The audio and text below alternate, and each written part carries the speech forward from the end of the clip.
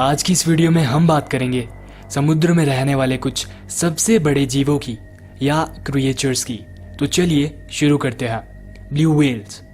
आप सभी को तो पता ही होगा कि ब्लू व्हेल सबसे बड़े जानवरों की लिस्ट में पहले नंबर पर आती है। ये 98 फीट तक लंबी हो सकती है और इनका वजन 200 टन तक हो सकता है।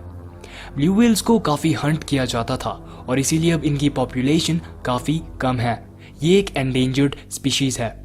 2002 की एक रिपोर्ट के अनुसार पूरी दुनिया में सिर्फ 5000 से लेकर 12000 ब्लू व्हेल्स ही है।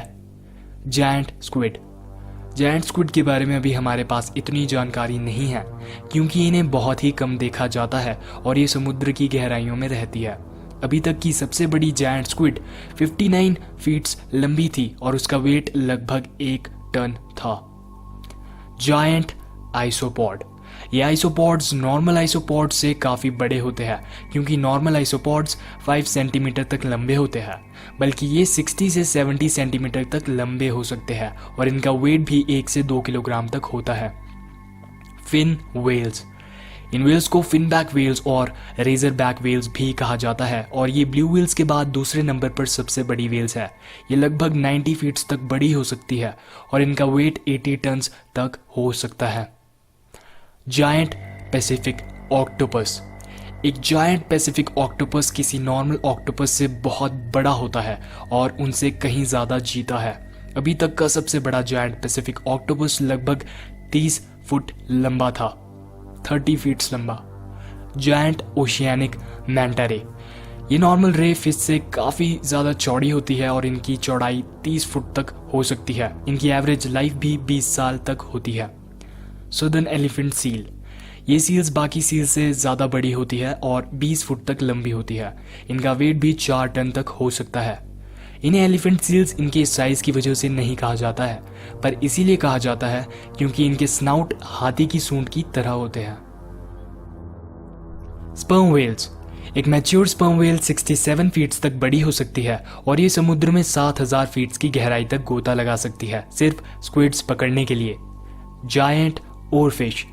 जायंट ओरफिश जब पैदा होती है तब इसका साइज ज़्यादा बड़ा नहीं होता है, पर जैसे जैसे समय बीतता है ये 36 फीट तक लंबी हो सकती है।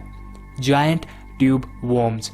ये ट्यूब वॉर्म्स 7 फुट तक लंबे हो सकते हैं और इनकी बॉडी का डायमीटर लगभग 4 सेंटीमीटर तक होता है। ये समुद्र में काफ़ी गहराई में रहते हैं।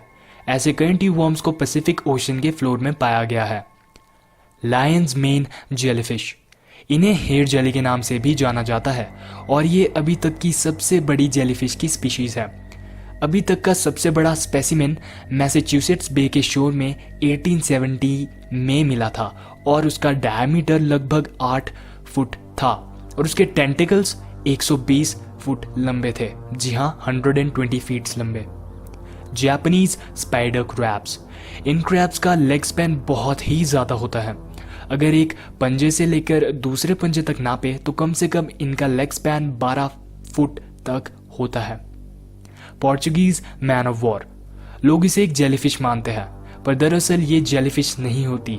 ये एक साइफोनोफोर है, मतलब ये एक ऐसा जानवर है जो कि बहुत से छोटे छोटे ऑर्गेनिजम्स से मिलकर बना होता है। इसकी बॉडी भले ही 30 सेंटीमीटर तक लंबी हो और 5 सेंटीमीटर चौड़ी हो, पर इसके टेंटिकल्स 165 फीट तक लंबे हो सकते हैं। जी हाँ, 165 फीट। Giant clamp. ये सबसे बड़े मॉलस्क्स हैं और ये 4 फीट तक लंबे हो सकते हैं। ये ओशन रीफ्स पर रहते हैं। क्रैकन। पर रुकिए, ऐसा कोई जानवर समुद्र में तो होता ही नहीं।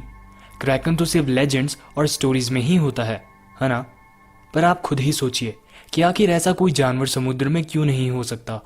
95% ओशन अनएक्सप्लोर्ड है और जहां तक मुझे लगता है समुद्र में अभी और भी ऐसे जानवर हैं जिन्हें हमने अभी तक डिस्कवर नहीं किया है और शायद क्रैकन उनमें से एक हो सकता है। आप लोगों को क्या लगता है, क्या इनसे बड़े समुद्री जानवर भी है? मैं ऐसा इसीलिए पूछ रहा हूं क्योंकि बहुत बार कुछ ऐसी मिस्ट्री से हमारा सामना हुआ है जिन्हें एक्सप्लेन कर पाना बहुत मुश्किल है, जैसे कि ट्रंको, जो कि एक बहुत ही रहस्यमय समुद्री जानवर था जिसके बारे में हमें अभी तक कुछ भी नहीं पता है।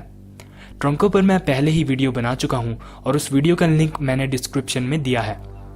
और ऐसी और भी कई मिस्ट्रीज है जिनमें समुद्र में रहने वाले कुछ रहस्यमयी जानवर इन्वॉल्व है।